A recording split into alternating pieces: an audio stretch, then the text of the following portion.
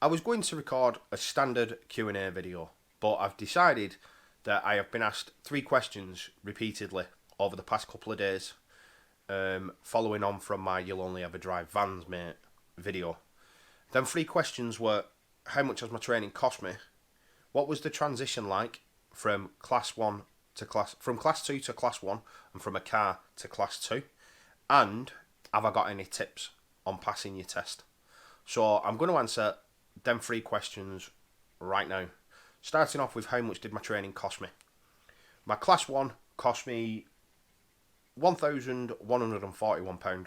That was for, I'm going to put a letter up right now that shows it all, but that was for my test fee was £115. My driver training, I had 16 hours at £45 an hour, which was £720, plus 20% VAT, which was an extra £144. And my vehicle and the instructor for my test was £135 plus £27 VAT. My class 2 was £1,269.50, so that gives me a total of £2,410.50p for my training. That's how much it cost me for my class 2 and my class 1, not bearing in mind the amount of time I had off work to do it as well, because I didn't think it was going to take as long as it did for me to do my class 2. So I took like 6 months off work, not thinking that it'd take so long. But it did. It took forever. Before I forget, check this out. How cool's that? A new Help for Heroes top. Never say never. It's well cool. I've got a couple more to wear in future vlogs. New merchandise. I'm not sponsored by Help for Heroes. I just wear the stuff because I like what they do. Question number 2. How was the transition from car to class 2? That was no problem at all. For me, personally, I thought of it as being like going from a Peugeot 107 to a Ford Ranger.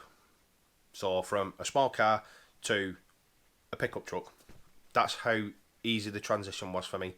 A little bit longer, a little bit wider, a little bit bigger, but that's about it. You just drive a rigid like you drive a car, really. You don't really have to take corners that much wider. The vehicles are just a bit wider and a bit longer. That's about it. Very simple. If you saw my first day in a HGV, I did that reverse out of that car park on my very first drop. That was my very first day in a class 2 vehicle.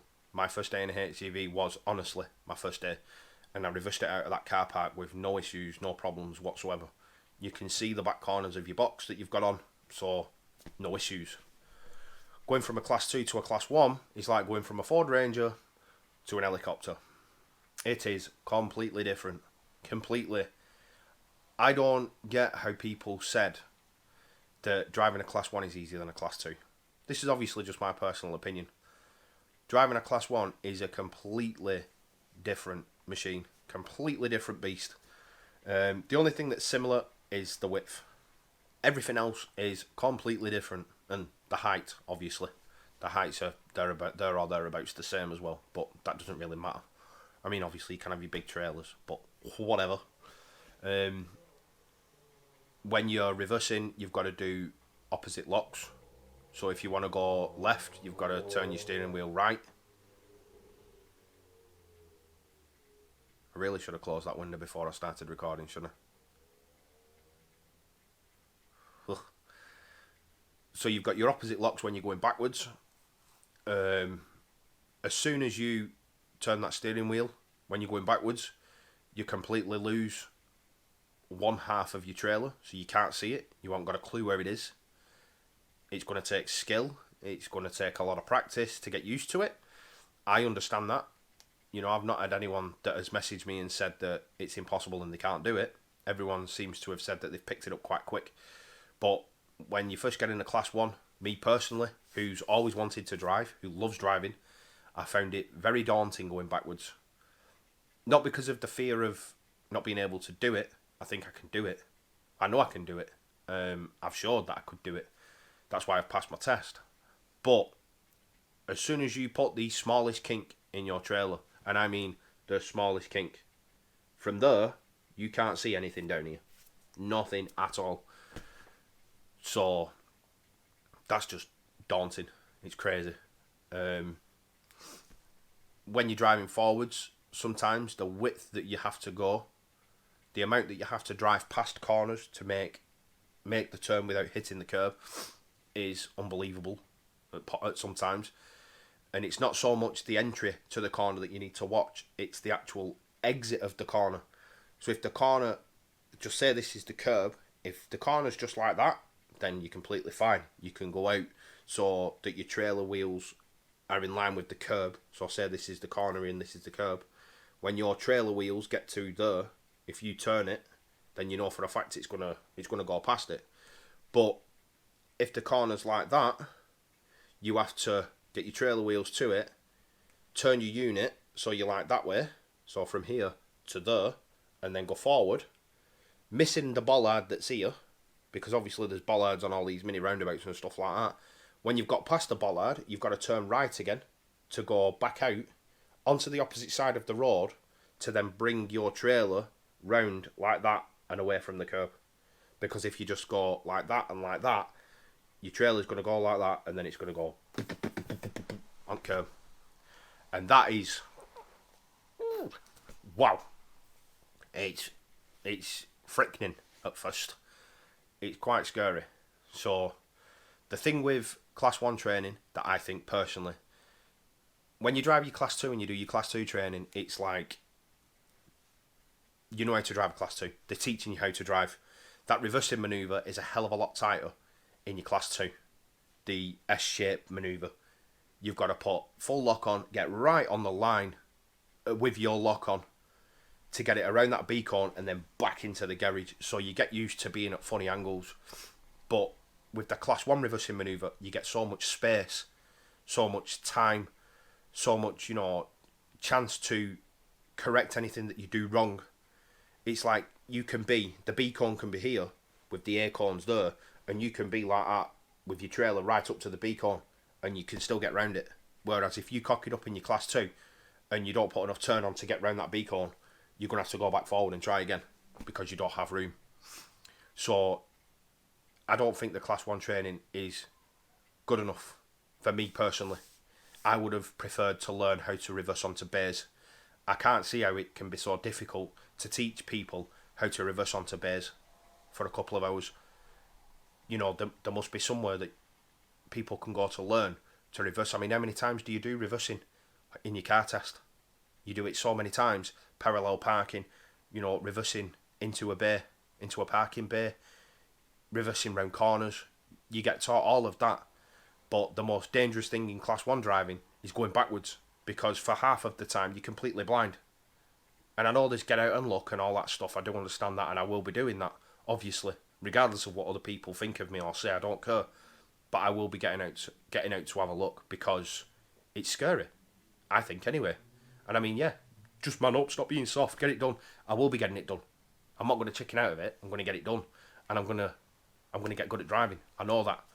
But from a learner's perspective, for someone that's just passed, if I get chucked into a class 1 on my own now, it is going to be one hell of a steep learning curve.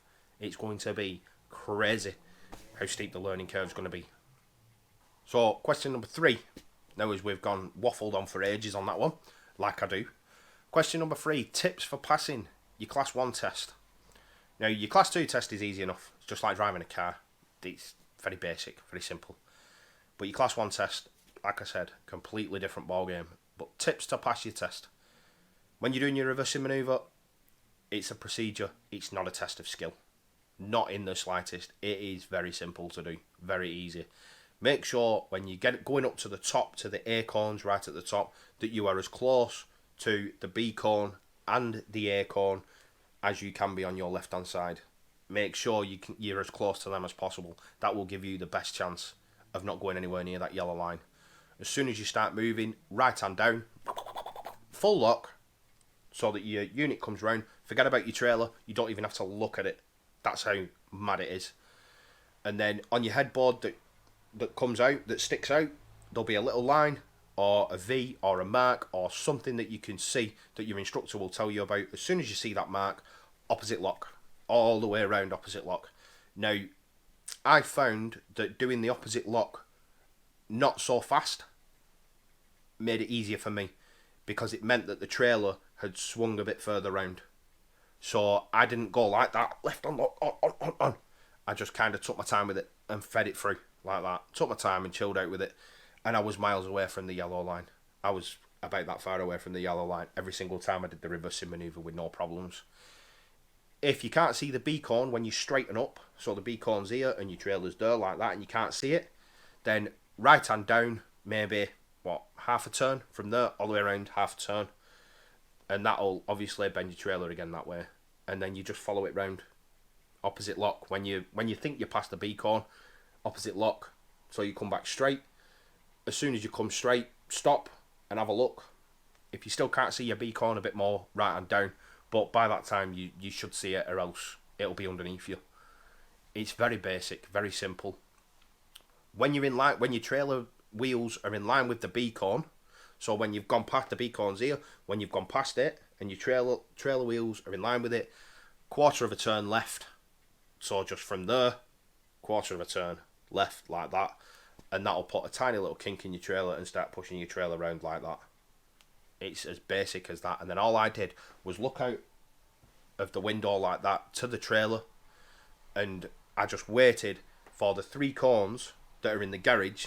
I waited for the trailer to become parallel with them 3 cones. So it starts off like that.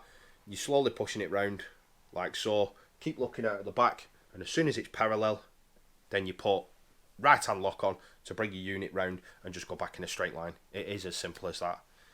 The uncoupling and the coupling procedure is very, very simple as well. Very basic. It's just a procedure. It's just things that you have to remember to do. Don't forget, when you're recoupling back up, don't forget to bend over and have a look to make sure that even though you've just dropped the trailer off, he does say that you've got to assume you've never seen the trailer before.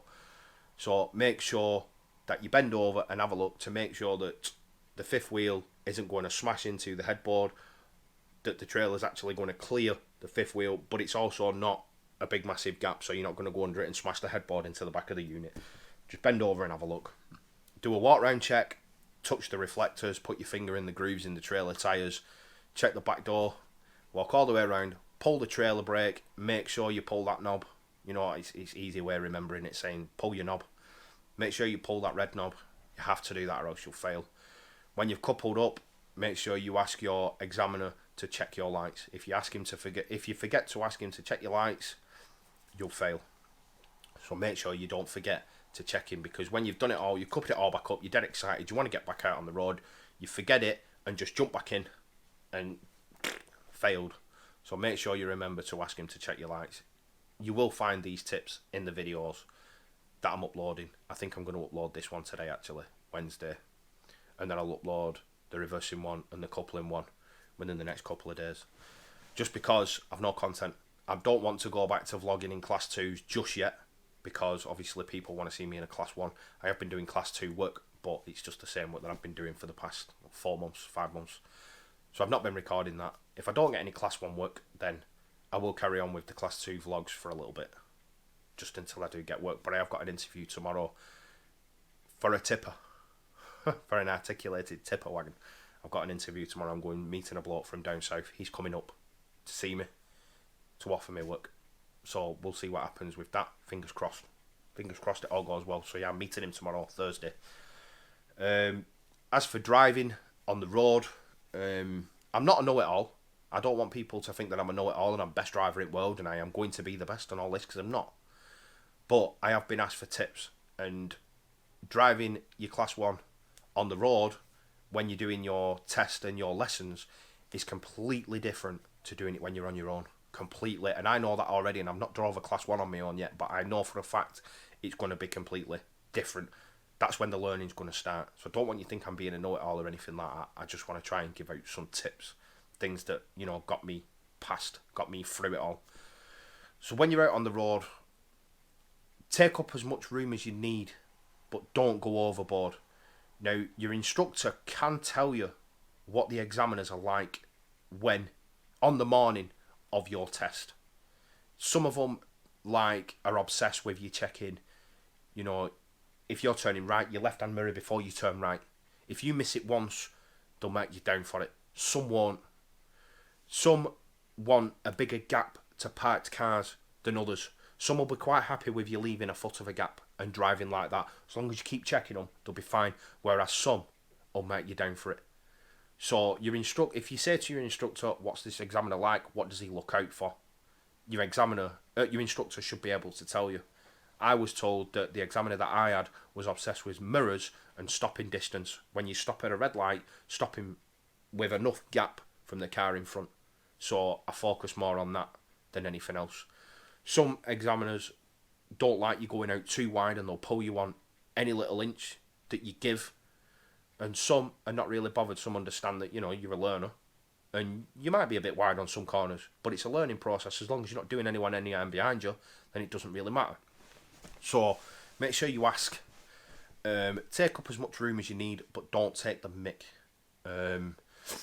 When you're coming up to busy roundabouts, like when you're ready for joining the motorway, if you're turning left, have a check in your right hand mirror and maybe take up 8 inches of the white line going round the bend, just so that your trailer doesn't hit the curb. Now, if you're lucky like me and you did your test around the area that you practiced in, your instructor will go through all your positionings for where you need to be on every corner. And I'm being serious, they will do that over the space of a week. You will go around every single test route that there is. Lucky for me, when I did my test on the Friday, he said to me, "Where do you want to go this morning?" And I said, "I want to go through that really tight estate up in, I think it's called Unsworth." And it's a 20 mile an hour pedestrian, public, little village thing. And I said I wanted to go through there because the previous day I had a bit of problems with parked cars because there was cars parked everywhere. So I said I want to do that again just in case. And luckily enough, and funnily enough, I got that test route going through that little tight village. And that was where I got them 2 minors coming into the village and going out of the village. I got the 2 minors for my headboard being too close to traffic lights. But it's still a pass, so it doesn't really matter. So your vehicle positioning is a big one, massive one. When you're turning right, make sure you check your left-hand mirror. When you're turning left, make sure you check your right-hand mirror just before you turn the steering wheel. So if you've pulled out, the traffic light's on green, you've pulled out into the middle and you've got your indicator on to turn right. When you sat there waiting, when you see a gap coming and you're going to go, make sure you check your left-hand mirror before you start moving. Obviously, you've got to do all-round observations, left mirror, right mirror, blind spot, set off. As soon as you start moving, check your left-hand mirror again and turn right. You've got to check that because as soon as you turn, you're blind down that side, so you need to double-check. They will pick up on that kind of stuff. So I think that's pretty much it. I can't actually think of anything else, any other tips to give you. It's very, very basic, honestly. I mean, I was anxious to death when I first started it. I was terrified. I was excited. I couldn't wait, but I was terrified at the same time. Don't try not to be so anxious. Your instructor will not let anything happen to you whatsoever.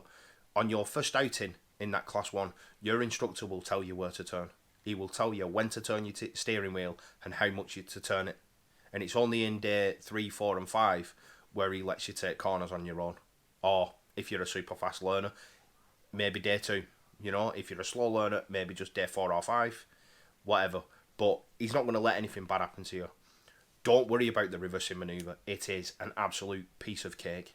It is so simple. It's unbelievable. You don't even have to look at your trailer for the first half of the manoeuvre. You forget about your trailer.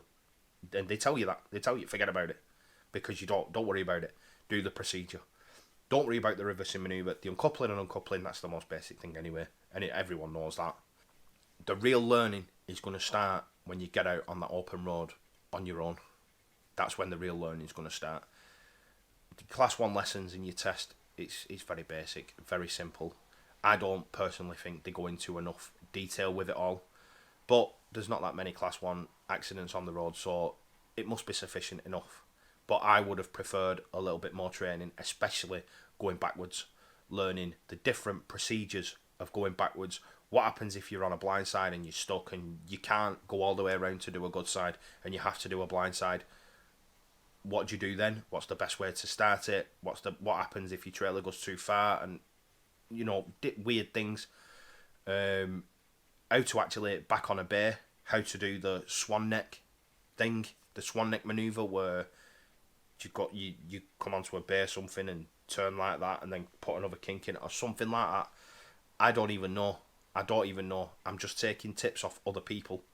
And if you've not got a YouTube following like me, then you might struggle. If you're not on social media or you don't talk to other truckers, you might struggle and it might put you off your Class 1 career, and that's not what I want. I want people to get into the HGV industry and enjoy it and love every minute of it. So, for all you seasoned truckers out there, if you're watching this just to give me a bit of shit, try not to. And try and put some advice down below for me, because I want advice. I want people to give me as much advice as they can. I want to soak up advice so that I can be a safe trucker. That's what I want. I want to be safe, and I want everyone else to be safe. So instead of posting something negative, if you think I'm chatting rubbish, post something constructive. Post some advice in to help us out. Because I'm new, it's going to be a struggle, it's going to be difficult, but I'm going to love it. I'm going to enjoy it. I have rambled on something chronic in this video. I'm sorry, I do apologise. But if you stayed out to the end, thank you very much. I hope that I've made sense, and I hope I've helped you a little bit. And I hope that if you're anxious, that I've calmed your nerves a little bit. Thank you so much for watching. HGV vlogs to continue very soon. Take care, look after yourself, and I'll see you all in the next video if you come back. Bye.